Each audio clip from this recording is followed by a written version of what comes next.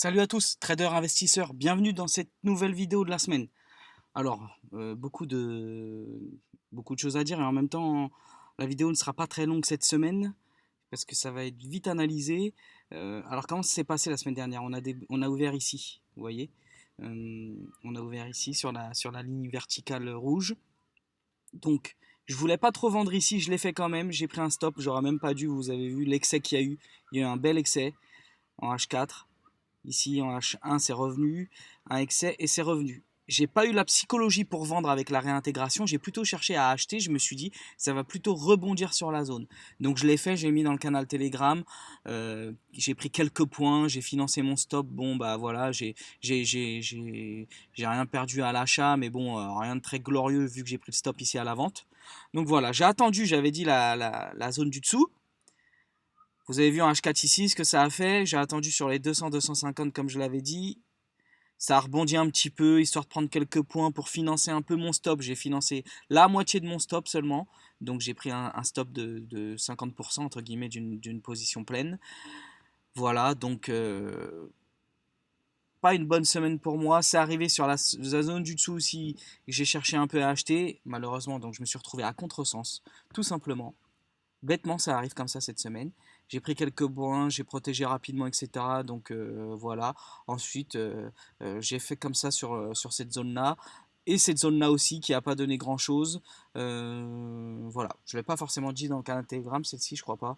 Mais j'ai bien attendu un peu de retournement qu'il y a eu pour prendre quelques points en protégeant rapidement. Mais voilà, après c'était vendredi, j'ai préféré pas trop prendre de risques non plus. Donc voilà. Donc quelques pertes cette semaine. Malheureusement, toutes les semaines sont différentes, il y en a des positives et des négatives, c'est le jeu, c'est comme ça. Donc ce que je vais faire là pour mettre à jour les zones, en fait, je vais rien mettre à jour du tout, parce qu'en fait, on voit que tous les supports ont pété. Pourquoi? Bah, à cause de l'inflation qui a augmenté, avec le discours de la Banque Centrale Européenne, la BCE, je crois, en l'occurrence vendredi, donc fin de semaine. Donc l'inflation qui augmente partout dans le monde, en France, en Allemagne, aux États-Unis, partout. Donc c'est pour ça que là, les investisseurs se sont retirés et massivement, ça a vendu. On a pété tous les supports.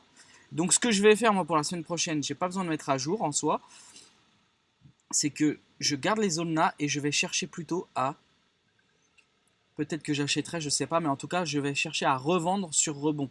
C'est-à-dire que si on arrive sur les zones du dessus, je vais chercher à revendre sans, sans trop me poser de questions, en étant quand même, en faisant quand même attention.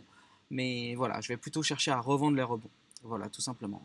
Si on regarde là, avec les indicateurs plutôt, on voit bien qu'en journalier, bon, bah, il y avait une grosse zone ici, hein, en fait, en réalité, qui est restée, la zone de résistance. Et surtout, ce qui m'intéresse là, c'est, vous voyez, la moyenne mobile, la fuchsia là, celle que j'affectionne particulièrement, je l'ai vue, mais je me suis dit que ça allait péter à la hausse parce que ça l'avait déjà fait là, mais au bout du compte, elle a quand même fait résistance. Et on voit qu'elle a bien tenu cette moyenne mobile, qui était dans une zone aussi, de toute façon, de résistance.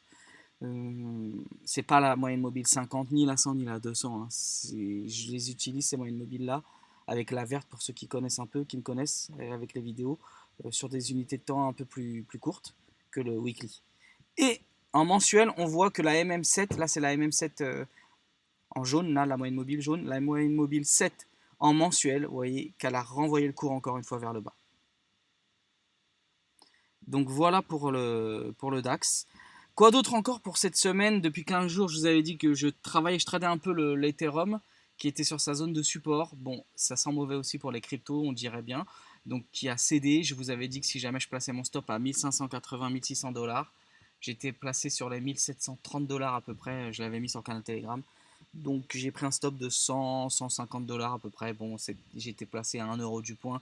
C'était pas ça le plus grave, c'est surtout sur le DAX que ma semaine a été négative. Voilà. Donc on verra pour la semaine prochaine. J'ai enchaîné 2-3 semaines, un mois même de positif. Donc voilà. Le plus important c'est de gérer ses gains, ses profits, ses pertes. Et donc d'avoir un bon money management. Donc on verra pour la semaine prochaine comment ça se passe. S'ils nous refont un V-bottom comme ils avaient l'habitude depuis 2-3 ans, mais je pense pas, je pense que pour moi il faut essayer de vendre les rebonds. Voilà, tout simplement. Bon, et ben merci d'avoir suivi la vidéo, un petit coup d'œil à la description, et puis à la semaine prochaine. Bonne semaine de trading à tous. Ciao, bye bye.